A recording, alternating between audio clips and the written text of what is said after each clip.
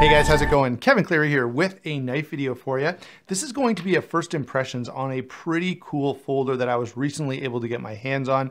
And you know it's pretty cool because it's in one of these zipper pouches. I don't know what we did before as knife enthusiasts when knives just came in boxes or wrapped in bubble wrap or something. Now we know, you get the pouch, it's got a zipper on it, you know it must be special and cool. And so without further ado, let's get this guy opened up and take a look at it. So there's a card in there that says Zieba. For those of you who are not familiar, this is a Michael Zieba design, the S2. Michael Zieba, kind of a couple of cool things about him. One, he's got a great reputation. He's done some really cool stuff.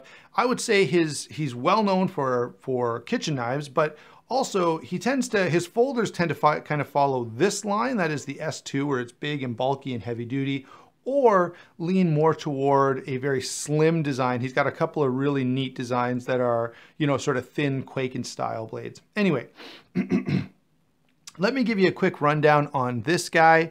This is, as I said, the S2. We have this amazing M390 blade with a beautiful satin finish on it. And I'm probably a little bit biased, guys. I love satin finished blades.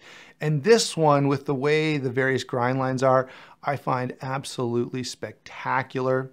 All right, moving on to the pivot here. We do have ceramic bearing pivot and detent on a titanium frame lock here. Lock bar insert, you can see the screw under my thumb there. Very, very easy to access, really nice action, really drops shut almost too quickly. So if you're one of those people who who gets afraid of like chopping your fingers off or something, this is a knife you may want to be a little bit careful of. Moving on, we've got a full titanium handle here, nice 3D machining or contouring with some texturing up here at the front on both sides. And the S2 is of course famous because of that devil's tail clip that it uses. And I don't know, I don't hate the clip, and I certainly get the idea of having this interesting tail looking like it's coming out of your pocket. That's really, really cool to me, but I would have liked this knife with or without this style of clip. And some of Michael Zieba's other designs don't have this, and I think they're extremely attractive as well. Big full backspacer here that's a little proud of the liner at the back. You can see that large lanyard hole, and just in case I forgot to mention, that clip is single position, okay? So you're not moving that guy around. Let's go ahead and give you a size and weight on this guy. I will say this, it's a pretty nice size for EDC, but it's heavy for the size of it. So overall, we're gonna be looking at 8 and almost 7/16. I hope you can see that there. Just a hair under 7/16. For blade length, we're gonna be, hold on, there we go, just about exactly, maybe just a hair over 3.5 inches. You can see it just barely covers the line there. Closed length, 4 7/8, pretty much right on 4 7/8.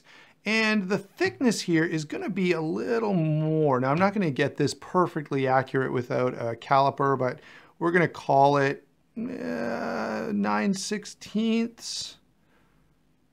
Looks pretty close. So a little over 1/2 inch thick. Now, I can tell you right now, and if you're familiar with this knife at all, you know it's pretty hefty for its size.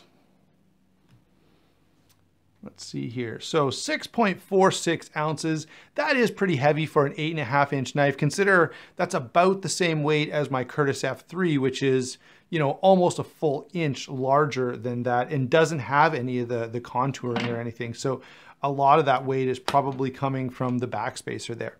Now, where do I feel like this knife kind of fits? Okay, definitely this knife is not going to be for everybody. For collectors, yeah, of course. For people who like, higher end stuff or who like that style of blade, all right, that's pretty cool. The knife is definitely very comfortable, very usable. I'm not for a second saying that it isn't, but Okay, let's be honest here. For most knife users, even if you're in this price range, there are other things that you might be interested in. But of course, if you're looking to get into something high-end, something mid-tech, and I don't know if Michael Zieba calls this a mid-tech or a custom, and at this point, who even knows what you call these different knives these days, but this is a beautifully done knife, extremely comfortable in hand, definitely a confidence-inspiring knife, one that you feel like you can get some pretty serious work done with if you felt like it was okay to use it for that kind of work, considering the price that you have to give to get one of these. All right, so there you go, my overall impression. Yeah, if you like high-end stuff, if you want a useful knife, I think you'll absolutely love it. It's a little heavy for its size, for sure. But again, if you're into custom knives, that's often the case. That's sort of my overall thinking. Let me know what you guys think down below. Do you like this knife? Would you want one? You know, let's say they did a collaboration with Zero Tolerance and you could pick one up for, you know, $250 or something. Would this be the knife for you? Or, you know, is there just some, or are there just some design things here that don't really float your boat? I've got to say, I would want this almost exclusively for this blade, which is absolutely stunning.